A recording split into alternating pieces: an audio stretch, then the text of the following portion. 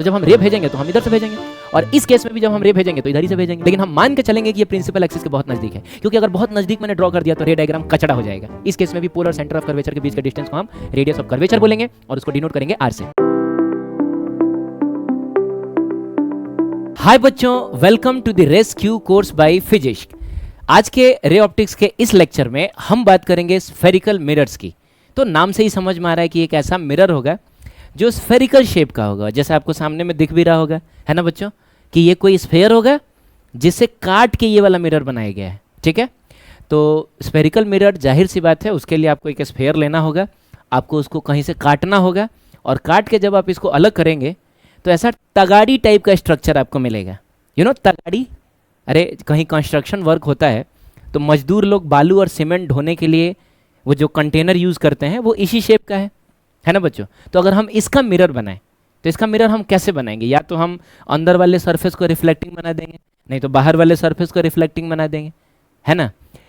तो हम उसको स्फेरिकल मिरर बोलेंगे। ठीक है, तो अगर मान लो बच्चों हमने अंदर वाले सरफेस को रिफ्लेक्टिंग रहने दिया या बना दिया और बाहर वाले सरफेस को हमने रफ रहने दिया, ठीक है, यानी कि इसमें अगर हम इंसिडेंट रेज भेजेंगे रिफ्लेक्शन के लिए तो वो हम इधर से भेजेंगे, सही है। या फिर हम ये भी कर सकते हैं कि हम ये जो बाहर वाला सरफेस है, ये जो उभरा हुआ हिस्सा है, ठीक है, हम इसको रिफ्लेक्टिंग बना के और अंदर वाले को हम रफ रहने दें। यानी इस केस में भी हम इंसिडेंट रेज को इधर ही से भेजेंगे। मतलब अंतर इतना है कि इसमें हम रिफ्लेक्शन धसे हुए हिस्से से करा रहे हैं और इसमें हम रिफ्लेक्शन उभरे हुए हिस्से से करा रहे हैं। तो जब हम धसे हुए हिस्से से रिफ्लेक्शन कराते हैं तो हम उसको कॉनकेव मिरर कहते हैं, और जब उभरे हुए हिस्से से रिफ्लेक्शन कराते हैं तो हम उसको कॉन्वेक्स मिरर कहते हैं। एंड ऑब्वियसली आपने 10th में भी पढ़ा होगा। अच्छा, याद रखने का तरीका ये है कि कॉनकेव में केव आ रहा है, केव का मतलब गुफा जो पहाड़ में धसा होता है ना बच्चों। तो याद रखना, धसा हुआ है यानी गुफा टाइप का है तो वो कॉनकेव होगा, और उभरा हुआ है तो अब वो कॉन्वेक्स हो जाएगा। क्लियर है? अब ये जो स्ट्रक्चर आपको दिख रहा है ये 3D में है, मतलब आपको फील हो रहा है कि हाँ ये ऐसा कटोरा टाइप का स्ट्रक्चर है। लेकिन यार जब हम लोग डायग्राम्स ड्रॉ कर रहे होंगे तो बार बार ऐसा 3D में ड्रॉ करना हमारे लिए पॉसिबल नहीं है, तो हम तो उसको जस्ट 2D में ड्रॉ कर लेंगे। ठीक है, इसको बोल देंगे कि ये है कॉनकेव मिरर और ये है कॉन्वेक्स मिरर। यानी इसमें जो रिफ्लेक्शन होगा वो धसे हुए हिस्से से होगा और इसमें जो रिफ्लेक्शन होगा वो ऐसे उभरे हुए हिस्से से होगा। क्लियर है? चलिए बात करेंगे कॉनकेव मिरर और कॉन्वेक्स मिरर के कुछ टर्म्स की, जिसमें सबसे पहला टर्म है पोल। तो बच्चों पोल का मतलब होता है middle point of the cutting section. जाहिर सी बात है आपने ये जो मिरर है वो किसी स्फेयर से काट के बनाया होगा, तो ये जो कटिंग सेक्शन है इसका जो मिडिल पॉइंट होगा उसको हम पोल बोलेंगे। ठीक है, यानी कि इस केस में ये वाला पोल होगा। अगला है सेंटर ऑफ कर्वेचर। तो it is centre of sphere from which the mirror has been cut. यानी इस मिरर को आपने जिस स्फेयर से काटा है उस स्फेयर का सेंटर जो होगा उसी को बोला जाएगा इस मिरर का सेंटर ऑफ कर्वेचर। सिमिलरली इसको अगर आपने काटा होगा तो ऐसे किसी स्फेयर से काटा होगा तो इसका सेंटर कहीं यहाँ पे होगा, है ना बच्चों। तो इसका सेंटर ऑफ कर्वेचर ये रहा। अच्छा, दोनों में एक छोटा सा डिफरेंस है। इसका सेंटर ऑफ कर्वेचर यानी कॉनकेव मिरर का सेंटर ऑफ कर्वेचर मिरर के सामने है। मिरर इधर ही से मतलब रिफ्लेक्शन इधर ही से होगा ना, तो ये मिरर के सामने है। लेकिन इस केस में भी रिफ्लेक्शन तो हम इधर ही से कराएंगे। इसका सेंटर ऑफ कर्वेचर मिरर के पीछे है। ठीक है, तो ये छोटा सा डिफरेंस है। चलिए अगला है प्रिंसिपल एक्सिस। तो बच्चों ये होता है line joining centre of curvature and pole. Centre of curvature and pole को मिलाते हुए एक लाइन ड्रॉ करना, उसको प्रिंसिपल एक्सिस बोलेंगे। इस केस में भी centre of curvature and pole को मिलाने वाला लाइन जो होगा वो प्रिंसिपल एक्सिस होगा। ठीक है, अच्छा प्रिंसिपल का स्पेलिंग थोड़ा गलत है, आप इसको सुधार लेना बच्चों। ये PLE नहीं PAL होता है। ठीक है, प्रिंसिपल एक्सिस सही है। चलो आगे बढ़ते हैं। Radius of curvature. तो बच्चों नाम से ही समझ में आ रहा है कि सेंटर और पोल के बीच का जो डिस्टेंस होगा उसी को तो रेडियस बोलेंगे। तो radius of curvature is the distance between pole and centre of curvature. तो इस केस में पोल और सेंटर ऑफ कर्वेचर के बीच के डिस्टेंस को हम रेडियस ऑफ कर्वेचर बोलेंगे और आर से डिनोट करेंगे। इस केस में भी पोल और सेंटर ऑफ कर्वेचर के बीच के डिस्टेंस को हम रेडियस ऑफ कर्वेचर बोलेंगे और उसको डिनोट करेंगे आर से। ठीक है, अगला और सबसे इंपॉर्टेंट पॉइंट, फोकस क्या है? याद करो बच्चों, तुमने 10th में भी पढ़ा होगा फोकस के बारे में। ठीक है। तो 10th में शायद आपने ऐसा पढ़ा होगा कि कोई पैरेलल रे रिफ्लेक्शन के बाद प्रिंसिपल एक्सिस को जिस पॉइंट पे कट करे उसको हम फोकस कहते हैं। लेकिन ये थोड़ा अधूरा डेफिनेशन है। सिर्फ पैरेलल बोलने से बच्चों काम नहीं चलेगा। पैरेलल अगर आप बोल देते हैं तो ये गलत भी हो जाएगा। तो यहां पर आपको बोलना होगा कि पैरेलल एंड पैरेक्सियल। पैरेलल तो समझ में आ रहा है ना, प्रिंसिपल एक्सिस के पैरेलल अगर कोई रे होगा तो ऐसा होगा। पैरेक्सियल का क्या मतलब होता है? तो पैरेक्सियल का मतलब होता है very near to principal axis. यानी आपको एक ऐसा रे लेना है जो प्रिंसिपल एक्सिस के पैरेलल तो है लेकिन उसके बहुत नजदीक है। वो रे रिफ्लेक्ट करने के बाद प्रिंसिपल एक्सिस को जिस पॉइंट पे कट करेगा उस पॉइंट को हम फोकस बोलेंगे। फिर से बच्चों, पैरेलल और पैरेक्सियल रे रिफ्लेक्शन के बाद प्रिंसिपल एक्सिस को जिस पॉइंट पे कट करेगा उस पॉइंट को हम फोकस बोलेंगे। अच्छा, ये पैरेक्सियल वर्ड इतना इंपॉर्टेंट क्यों है मैं आपको समझाता हूँ। जैसे मान लो बच्चों ये कोई स्फेरिकल मिरर है, ठीक है, स्फेरिकल मिरर है, ठीक है, इतना बड़ा है, जाहिर सी बात है ये प्रिंसिपल एक्सिस है, ये पोल है और यहाँ पे कहीं होगा इसका सेंटर। सही है बच्चों। अब क्या है कि मैंने एक रे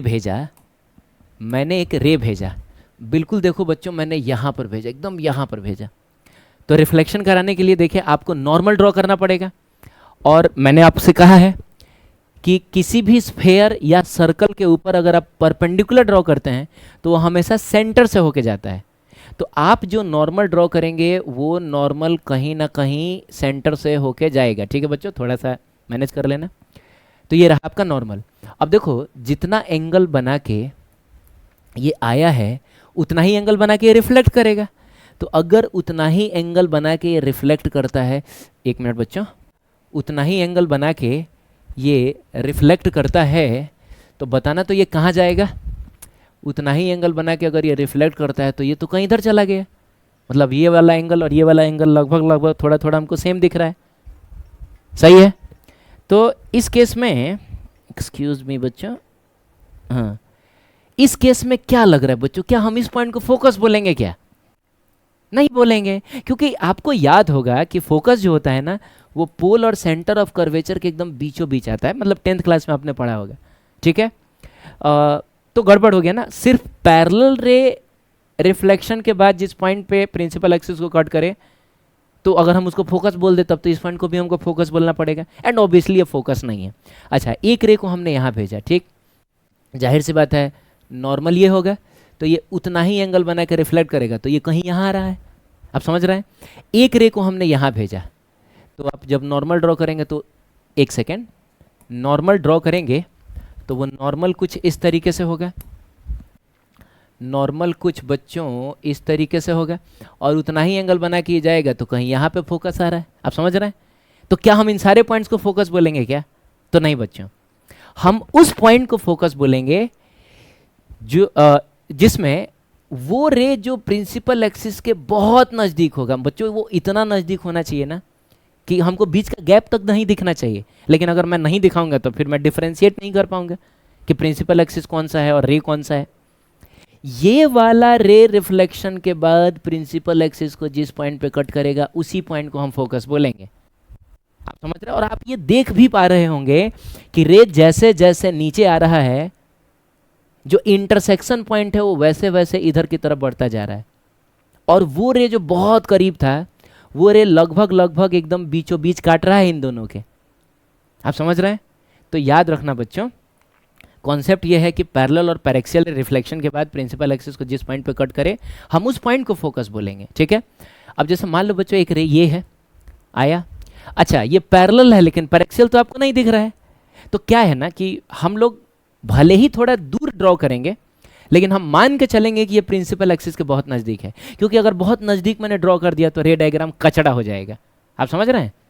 ठीक है, तो आप नॉर्मल ड्रॉ करिए, सही है, और जितना एंगल बना के आए उतना ही एंगल बना के जाएगा तो इसी पॉइंट को हम फोकस बोलेंगे। क्लियर है बच्चों? एक बार और याद रहे कि ये वाला रे दिख भले यहाँ रहा है लेकिन है ये प्रिंसिपल एक्सिस के बहुत नज़दीक। ठीक है। या फिर एक और कॉन्सेप्ट यूज होता है कि हम अपर, मतलब ये जो मिरर का साइज है ना इसी को हम बहुत छोटा ले लेंगे। मिरर के साइज को हम अपर्चर कहते हैं। इस अपर्चर को ही हम बहुत छोटा ले लेंगे। तो अगर बहुत छोटा ले लोगे तो मजबूरी है कि जो भी रे भेजोगे प्रिंसिपल एक्सिस के बहुत करीब ही होगा, ठीक है। सिमिलरली इस केस में अगर आपने एक पैरेलल और पैरेक्सियल रे भेजा और आपने नॉर्मल ड्रॉ किया तो नॉर्मल तो सेंटर से होके जाएगा, अरे बोलो यार, सेंटर से होके जाएगा। अब जितना एंगल बना के ये आया है उतना ही एंगल बना के ये इधर रिफ्लेक्ट करेगा।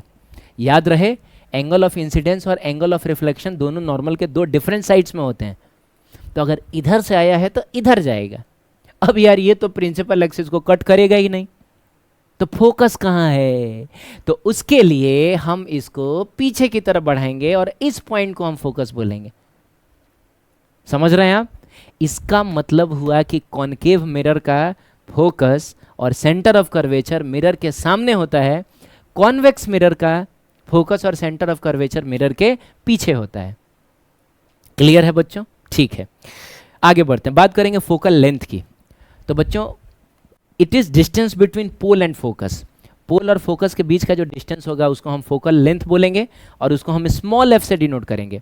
फोकस को कैपिटल एफ से और फोकल लेंथ को स्मॉल एफ से। ठीक उसी तरीके से पोल और फोकस के बीच के डिस्टेंस को हम स्मॉल एफ से डिनोट करेंगे। क्लियर है? ठीक है, आगे बढ़ते हैं। अपर्चर, तो मैंने बताया ना बच्चों, साइज ऑफ मिरर को अपर्चर कहते हैं, या यूं कहें कि it is diameter of cutting section. तो ये जो आपने सेक्शन काटा था मिरर बनाने के लिए, इसका जो डायमीटर होगा इसको अपर्चर बोला जाएगा। ठीक है, समझ रहे हैं आप? जैसे मान लीजिए कि ये एक मैंने स्फेयर लिया और एक बार मैंने यहाँ से काटा और एक बार मैंने यहाँ से काटा, ठीक है। अब मैं अगर आपसे पूछूं कि दोनों में से किसका रेडियस ऑफ कर्वेचर ज़्यादा है और किसका कम है, सोचो बच्चों। एक मिरर ये रहा, एक मिरर ये रहा और दूसरा मिरर ये रहा, दूसरा मिरर ये रहा। बताना दोनों में से किसका रेडियस ऑफ कर्वेचर ज़्यादा है और किसका कम है। तो बच्चों जवाब है, क्या लग रहा है, क्या होना चाहिए? दोनों का रेडियस ऑफ कर्वेचर सेम है, क्योंकि दोनों का सेंटर तो यहीं पे ना होगा। आप समझ रहे हैं? लेकिन फिर क्या डिफरेंस है दोनों में? तो दोनों में डिफरेंस है अपर्चर का। ये एक स्मॉल अपर्चर का मिरर है, ये जो येलो कलर का मिरर है ये स्मॉल अपर्चर का है, और ये जो ब्लू कलर का मिरर है ये लार्ज अपर्चर का है। बाकी दोनों का रेडियस ऑफ कर्वेचर सेम ही है। समझ गए आप? तो अपर्चर का जो रिलेशन होता है वो साइज से होता है। ठीक है, sign convention and one of the most important concepts of this entire chapter. ठीक है, बहुत ध्यान से समझना, बहुत सिंपल सा है, लेकिन सबसे ज़्यादा प्रॉब्लम स्टूडेंट्स को इसी में होता है कि कब हमको चीज़ों को पॉजिटिव लेना है, कब हमको नेगेटिव लेना है। ठीक है, तो बहुत आसान चीज़ें समझते हैं बच्चों। सबसे पहली बात तो यह है कि all the distances are measured from pole. देखो, कोई भी डिस्टेंस मेजर करना हो, ऑब्जेक्ट का डिस्टेंस, इमेज का डिस्टेंस, फोकस का डिस्टेंस, सेंटर का डिस्टेंस, सारा डिस्टेंस पोल से मेजर होगा। कोई भी डिस्टेंस मेजर करना हो आप पोल पे चढ़ जाएंगे। अरे यार पोल पे चढ़ मत जाना, पोल पे चले जाना। ठीक है, चलो। दूसरा है कि direction of incident ray. Incident ray जिधर से आ रहा है हम उस डायरेक्शन को पॉजिटिव मानेंगे। सही है? क्या मानेंगे? पॉजिटिव। अच्छा, opposite direction of incident ray, यानी अगर इंसिडेंट रे इधर से आ रहा है तो हम इस डायरेक्शन को नेगेटिव मानेंगे। याद रखना, फिर से बोलो, इंसिडेंट रे के डायरेक्शन को पॉजिटिव मानेंगे, इंसिडेंट रे के ऑपोजिट डायरेक्शन को नेगेटिव मानेंगे। अब जैसे एग्जांपल के लिए मान लो बच्चों ये एक कॉनकेव मिरर है, तो यार हम रे भेजेंगे तो जाहिर सी बात है हम अच्छा सॉरी ये एक कॉन्वेक्स मिरर है, दोनों का एक साथ हम लोग देख लेते हैं।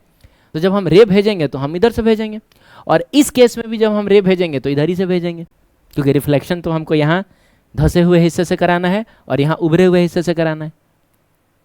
सही है बच्चों? अब ध्यान से सुनना, सारा डिस्टेंस कहाँ से मेजर करना है? पोल से।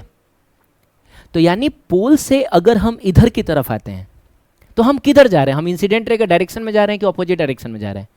ए भाई, तो अगर हम इधर जा रहे हैं तो ये इंसिडेंट रे का डायरेक्शन है ना। अरे यार इंसिडेंट रे इधर ही से तो आ रहा है, इंसिडेंट रे राइट डायरेक्शन में ही तो जा रहा है। यानी पोल से आप राइट डायरेक्शन में जाएंगे तो आप डिस्टेंसेस को पॉजिटिव साइन के साथ मेजर करेंगे, और पोल से अगर आप लेफ्ट डायरेक्शन में जाएंगे तो आप डिस्टेंसेस को नेगेटिव साइन के साथ मेजर करेंगे।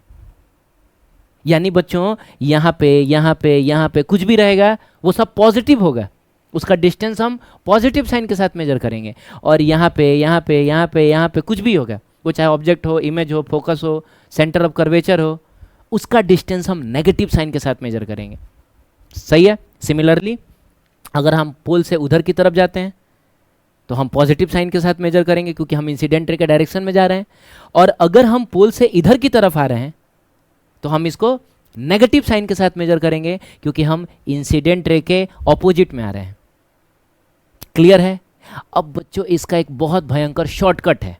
शॉर्टकट ये है कि मिरर के सामने कुछ भी होगा वो नेगेटिव साइन के साथ मेजर किया जाएगा, क्योंकि मिरर के सामने की चीज को मेजर करने के लिए आपको पोल से इंसिडेंट रे के ऑपोजिट जाना है।